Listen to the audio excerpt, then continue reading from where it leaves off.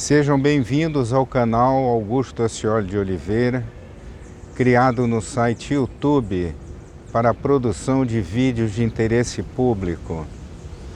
Se vocês ainda não estão inscritos no canal, nos honrem com a adesão a essa trincheira de luta em favor das cidades que amamos e decidimos viver. O tema de hoje é o da minha terra natal, o Rio de Janeiro, lugar que eu tive o privilégio de nascer, crescer, estudar, me formar, constituir família e pensar de que forma que eu posso ajudar o Rio de Janeiro a resgatar a excelente imagem que sempre teve, e anos de abandono administrativo fizeram perdê-la. Nós amamos o Rio de Janeiro. Nós queremos o melhor para o Rio de Janeiro. E as ruas nos dizem o contrário. Então, o que fazer? Qual é a vocação do Rio de Janeiro?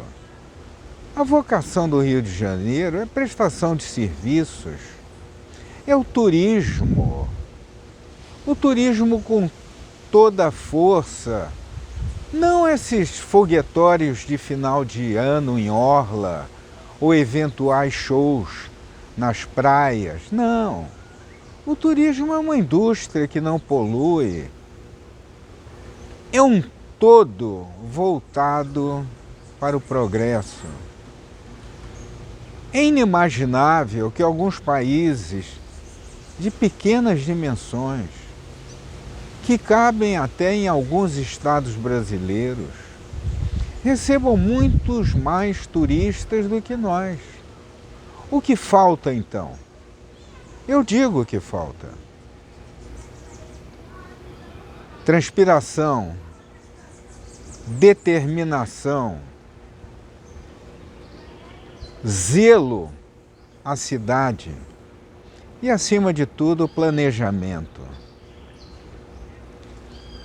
Nós, brasileiros, não nos demos conta que alguma coisa ocorreu em 1946 em desfavor do Brasil, do turismo brasileiro e em favor dos países vizinhos a nós.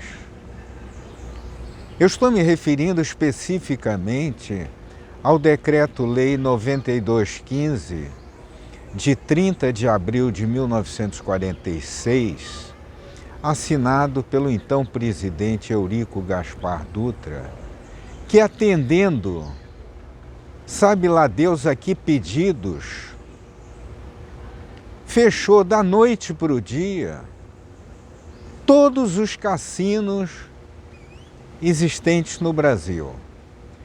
Com uma só penada, ele colocou na Rua da Amargura em torno de 50 mil brasileiros, em uma época que a população do Brasil talvez alcançasse 46 milhões e 800 mil pessoas. A alegação para tal medida foi defender a família brasileira, os princípios morais do Brasil. Só se esqueceu o ilustre presidente que o brasileiro sempre teve a vocação de jogar. Esse é o ponto 1. O ponto 2 é que não havia a menor estrutura previdenciária ou de defesa para esses 50 mil que foram jogados da noite para o dia ao desemprego.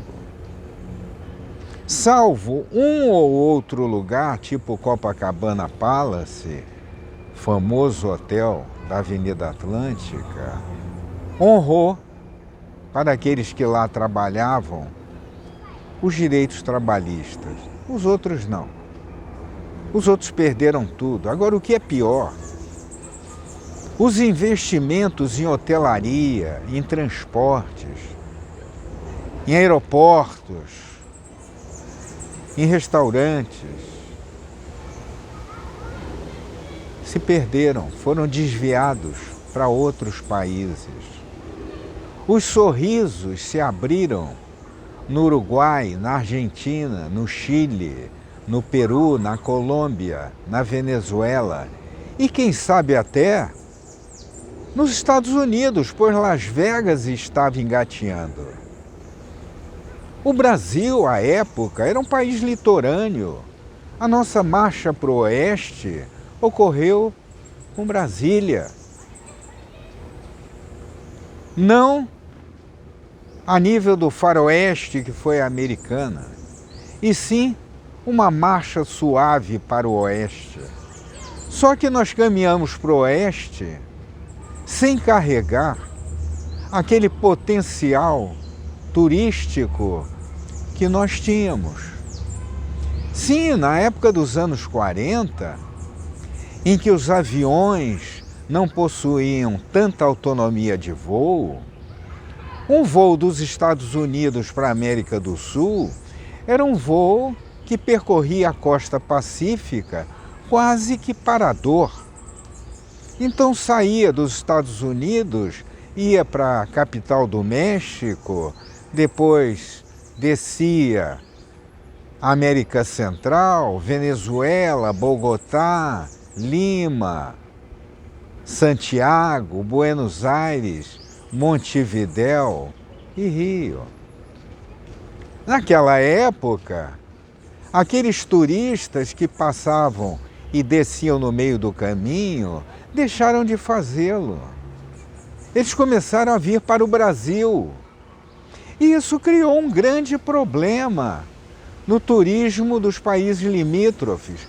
Por isso que eu não me conformo até hoje com as explicações mambembes para o fechamento dos cassinos no Brasil.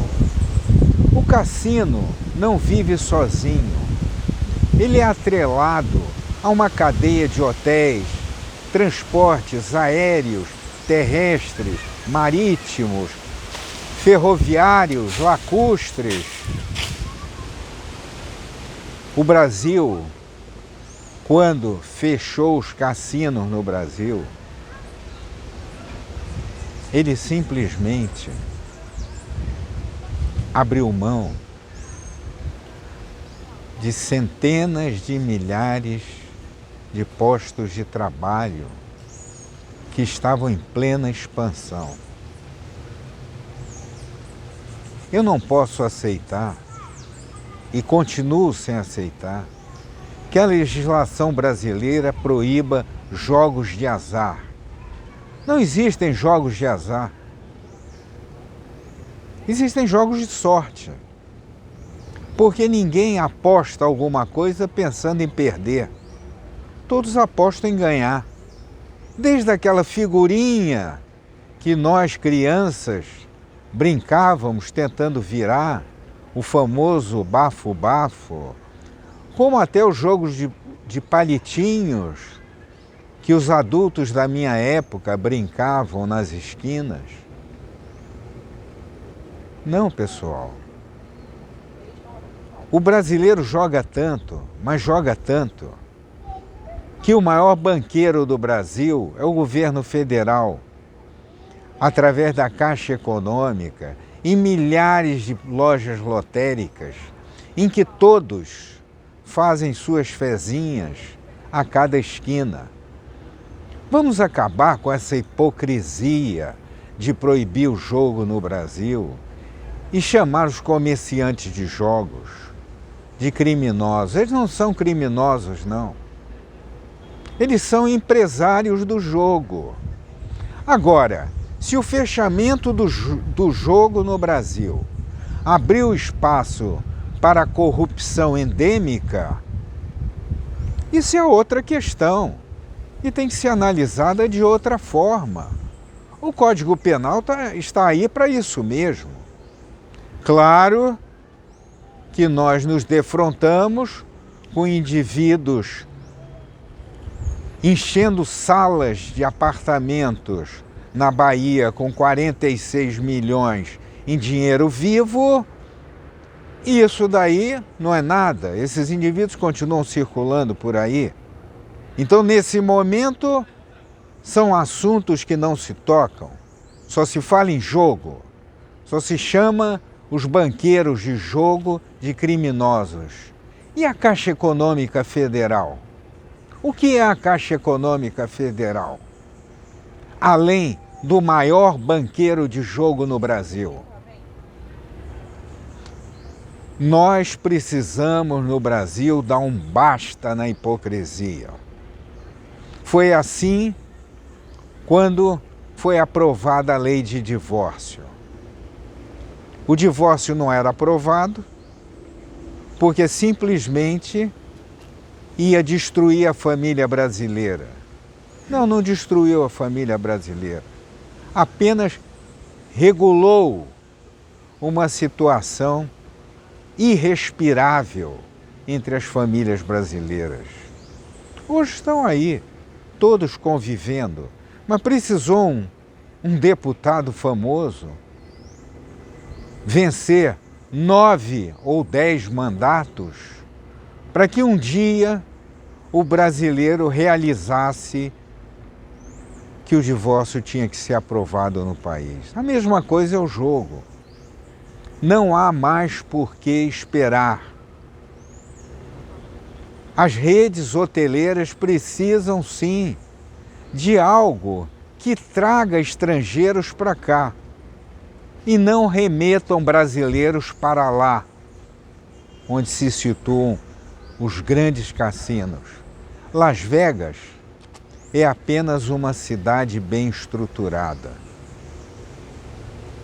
Os shows, a noite, que se confunde com o dia daquela grande cidade americana, é alimentada por uma estrutura hoteleira fabulosa que nós poderíamos ter aqui no Brasil. E vou além.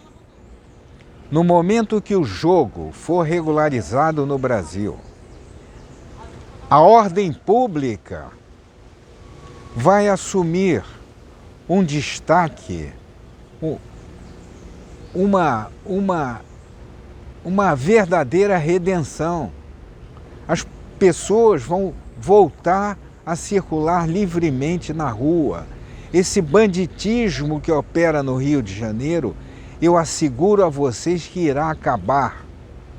Porque Las Vegas, qualquer um anda às 3 horas da manhã sem risco algum e sozinho. E o Rio de Janeiro tem que voltar a ser uma cidade guardada na nossa memória como maravilhosa. Essas palavras que saíram do fundo do meu coração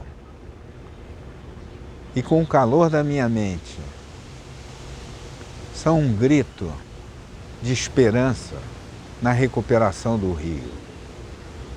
Pelo fim da hipocrisia que acorrenta o turismo no Brasil. Este vídeo foi produzido por Augusto Ascioli de Oliveira, num dos lugares mais lindos da cidade.